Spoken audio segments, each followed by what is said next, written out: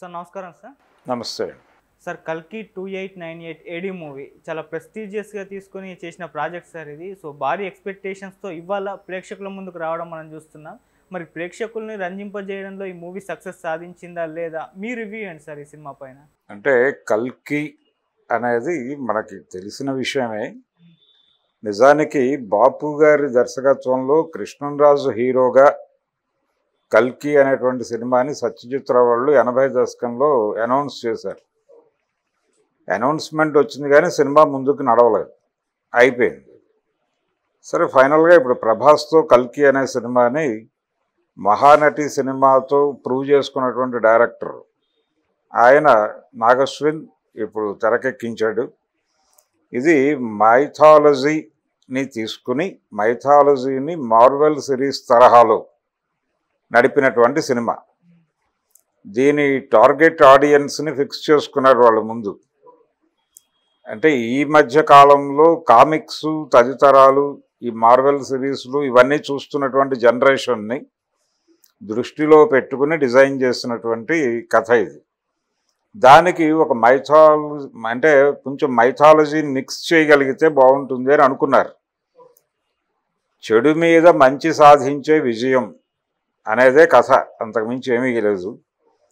అంటే మహాభారత యుద్ధం ముగిసిన తర్వాత కృష్ణ నిర్యాణం జరిగిన తర్వాత కృష్ణ నిర్యాణము జరుగుతూ ఉన్న సందర్భంలో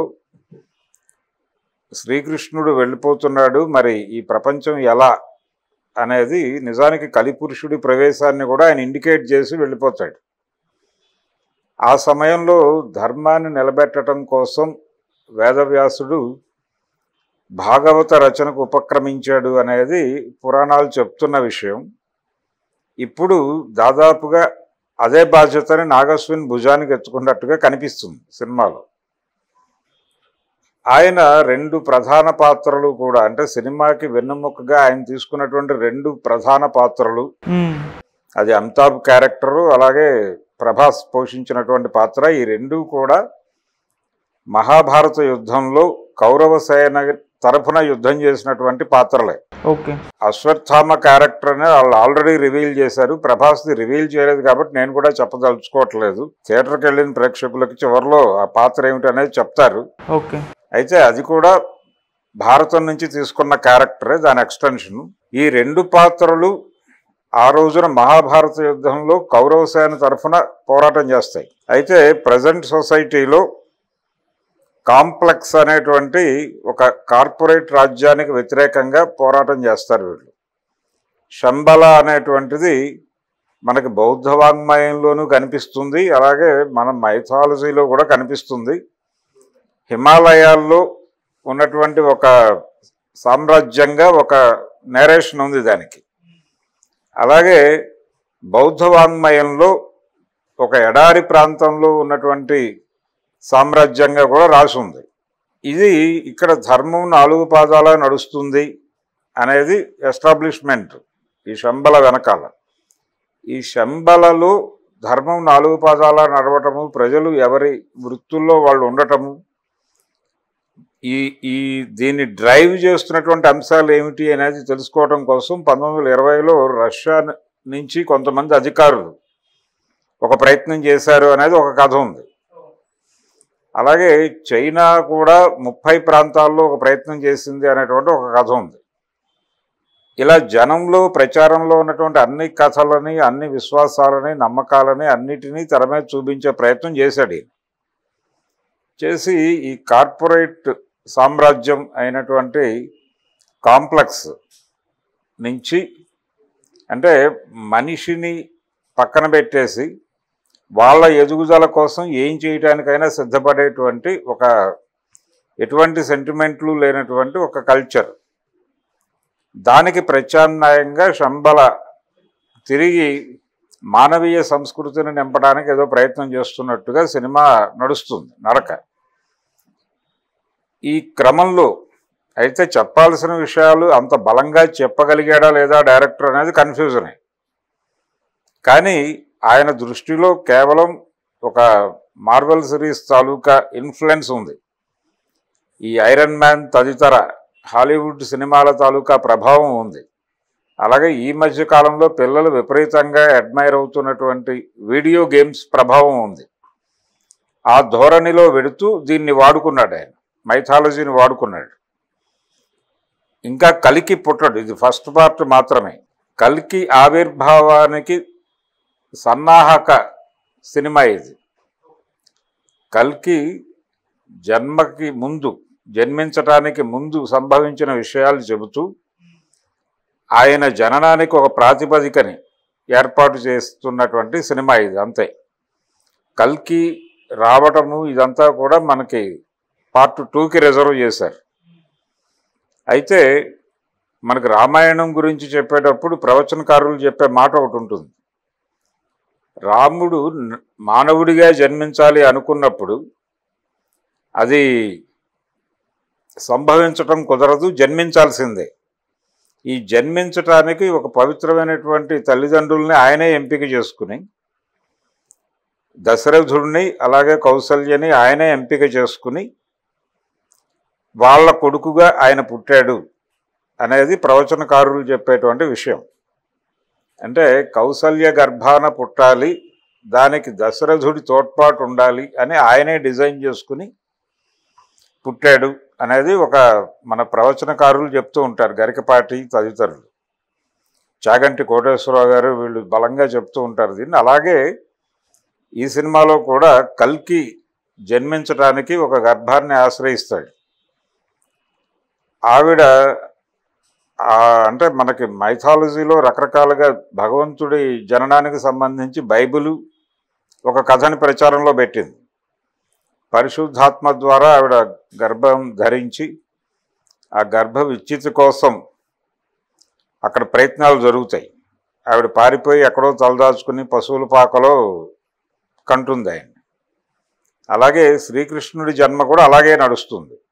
ఆయన్ని కంసుడు దేవకి గర్భంలో పుట్టినటువంటి ప్రతి శిశువుని చంపేస్తూ వెడుతున్నటువంటి సందర్భంలో ఈ పిల్లవాడిని యశోద దగ్గర పెంచేలాగా వసుదేవుడు వచ్చి తీసుకెళ్ళిపోతాడు. ఇది కూడా దైవ కల్పనగానే నడుస్తుంది. ఇలాంటివన్నీ వీటన్నిటి నుంచి ఇన్ఫ్లుయెన్స్ తీసుకుని ఒక డిజైన్ చేశాడు. చేసి ఈవిడ గర్భంలో అంటే ఏ గర్భంలో దైవం ఉద్భవిస్తుంది అనేది తెలుసుకోవటం కోసం మనకి భాగవతంలో ఉన్నటువంటి కంసుడి పద్ధతిలోనే గర్భవతులందరినీ తీసుకెళ్ళి ఓ చోట ప్రిజర్వ్ చేసి ఇది తీస్తూ ఉంటారు. అంటే వీళ్ళ గర్భంలో ఉన్నది ఆడ శిశువా మగ శిశువా ఈ తరహా పరిశోధనలు కూడా జరుగుతూ ఉంటాయి. అక్కడ జరుగుతున్న టైంలో ఈవిడ మిస్ అవుతుంది వాళ్ళ ల్యాబ్లోంచి. ఈ మిస్ అయినటువంటి గర్భంలో డెఫినెట్గా తిరిగి భగవంతుడు ఆవిర్భవించే అవకాశం ఉందని తెలుసుకున్నటువంటి కలిపురుషుడు ఈవిడిని అంతం చేయడానికి ప్రయత్నం చేస్తూ ఉంటాడు. ఈవిడని ప్రొటెక్ట్ చేసి ఈవిడ గర్భంలో నుంచి దైవం ఉద్భవించేలాగా సహకరించి, దైవం పుట్టిన తర్వాత ఎలాగూ ధర్మాన్ని కాపాడుతాడు కాబట్టి ఆ బాధ్యత ఆయనకి అప్పచెప్పడం కోసం శంబల రాజ్యం కృషి చేస్తుంది. ఇది అట్నుంచి అలా ఇది కాశీనగరం అనేది ఊరికనే ఉంటుంది, ఒక మైథలాజికల్ టచ్ కోసం పెట్టారు. కానీ ప్రధానంగా conflict between complex and Shambhala, ఇది కథ. ఈ నేపథ్యంలో ఈ రెండు పాత్రలు కీలకమైనటువంటి పాత్రలు రెండు కూడా మహాభారతంలో కౌరవ సేన తరఫున యుద్ధం చేసినటువంటి వీరులే. యుద్ధం చేసి చనిపోయినటువంటి పాండవుల చేతుల్లో వీరమరణం పొందినటువంటి వీరులే. అంటే ఈయనకేమో మరణం లేదు, ఈయన చిరంజీవి అశ్వత్థామ. ప్రభాస్ పోషించినటువంటి పాత్ర యుద్ధరంగంలో కన్నుమూసినటువంటి పాత్రే. ఆ క్యారెక్టర్ని తీసుకుని అలాగే కొన్ని సర్ప్రైజింగ్ ఎలిమెంట్స్ కూడా పెట్టాడు. ఫస్ట్ హాఫ్ డ్రైవ్ చేయటం కోసం కొన్ని సర్ప్రైజులు పెట్టాడు. ఆ సర్ప్రైజులు కూడా జనాలు ఎంటర్టైన్ అవుతారు. కొంచెం ఎంటర్టైనింగ్గా, కొంచెం అంటే ఏదో ఒక హాలీవుడ్ సినిమా చూస్తున్న అనుభూతి కలిగేలాగా, ఏదో వీడియో గేమ్లో కూర్చున్నాం అనేటువంటి అనుభూతి కలిగేలాగా కూడా అలా డిజైన్ చేసుకుంటూ వెళ్ళాడు. అంటే స్క్రీన్ ప్లే ఆ తరహాగా నడిచింది. అయితే వీళ్ళు మొదట 2 భాగాలు అనుకుని ఉండరు, కానీ స్కేల్ పెరుగుతున్నటువంటి సందర్భంలో పార్ట్ 2కి వెళ్ళి ఉంటారు. అదే అర్థమవుతుంది. పెర్ఫార్మెన్స్ వైజ్ ప్రభాస్ అలాగే అమితాబ్ వీళ్ళిద్దరి ప్రధానమైనటువంటి సినిమా. దీపిక కూడా అలాగే చిన్న పాత్రలు చేసినటువంటి నటీనటులు కూడా చాలా బాగా పెర్ఫామ్ చేశారు సినిమాలు. రెండోది ప్రతి క్యారెక్టర్ డిజైను తన పరిధిలో తాను కొంచెం కొత్తగా ఉండేలాగా డిజైన్ చేసుకున్నాడు నాగశ్విన్. పర్టికులర్గా ఈవిడ్ని కాంప్లెక్స్ నుంచి, దీపికని కాంప్లెక్స్ నుంచి షణ్బలకు తరలించేటువంటి క్రమంలో ఒక యువజంట ఉంటుంది. ఆ 2 క్యారెక్టర్లు పోషించినటువంటి నటీనటులు బాగా పెర్ఫామ్ చేశారు. అలాగే ఆ క్యారెక్టర్ల డిజైనింగ్ బాగుంది. తర్వాత రాజేంద్ర ప్రసాద్ క్యారెక్టర్ అది కూడా బాగా డిజైన్ చేశారు. ఆయన కూడా బాగా పెర్ఫామ్ చేశాడు. ఆయనకి కలిసి వచ్చినటువంటి నటుడు కూడా నాగశ్వన్కి. ఇలా కొన్ని సర్ప్రైజ్ ఎలిమెంట్స్ ఇవన్నీ పెట్టి మొత్తానికి సినిమాని అయితే ఆడియన్స్ని హుక్ చేసే పద్ధతిలోనే నడిపాడు. బీభత్సమైనటువంటి లెవెల్లో ఉంది సినిమా అని చెప్పలేం, కానీ పర్వాలేదు, ఇబ్బంది పెట్టలేదు. అంటే థియేటర్లో కూర్చున్నటువంటి ఆడియన్స్ని ఇబ్బంది పెట్టకపోవడం ఒకటైతే, భారతీయులు నమ్ముతున్నటువంటి పురాణాలని అపహాస్యం చేసే పద్ధతిలో కూడా లేదు. అది కొంత ప్లస్ సినిమాకి. రెడిక్యూల్ చేయలే, ఇక్కడ రెడిక్యూల్ చేయలేదు, భక్తిభావంతోనే తీసే ప్రయత్నం చేశాడు. ఇబ్బంది పెట్టలేదు ఆడియన్స్ని. ఆడియన్స్ మనోభావాలను కూడా దెబ్బతినకుండా చూసుకోగలిగాడు.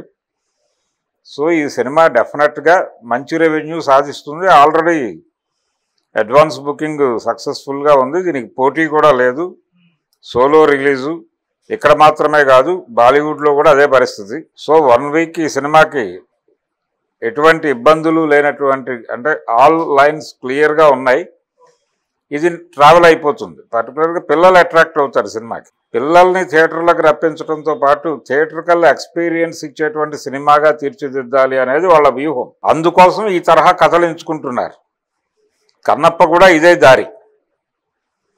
దీనికోసమే, థియేటర్కల్ ఎక్స్పీరియన్స్ కలిగించడం కోసమే ఇలాంటి కథలు ఎంపిక చేసుకుంటున్నారు అనేది ఈ సినిమా చూస్తే మనకు అర్థమవుతుంది.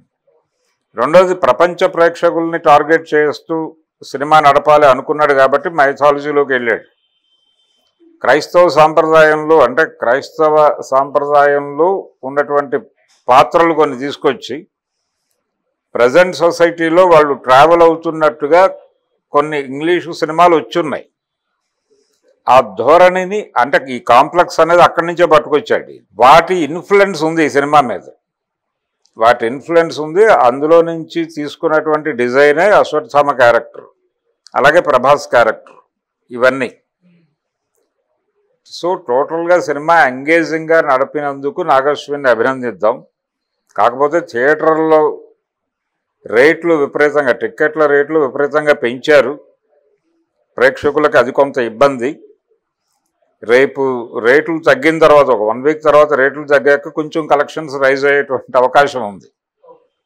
సో రన్ బాగానే ఉంటుంది. ఇది ఫ్యామిలీ ఆడియన్స్ని అట్రాక్ట్ చేసే సబ్జెక్ట్ కాబట్టి రన్ బాగానే ఉంటుంది. కాబట్టి ప్రొడ్యూసరు, బయ్యర్సు కొంతమేరకు సేఫ్ అయ్యేటువంటి ఛాన్సెస్ అయితే ఉన్నాయి. రికార్డులు బద్దలైపోతాయా బాక్స్ ఆఫీస్ దగ్గర అంటే, బాహుబలి 1500 కోట్లు రీచ్ అవుతుందా, దాటిపోతుందా అనేది ఇంకో 2-3 రోజులు పోతే కానీ చెప్పే పరిస్థితి కాదు. ఇది టోటల్గా కల్కికి సంబంధించిన నా అభిప్రాయం. నేను ఈ సినిమాకి అవుట్ ఆఫ్ 5 3 ఇస్తున్నాను రేటింగ్.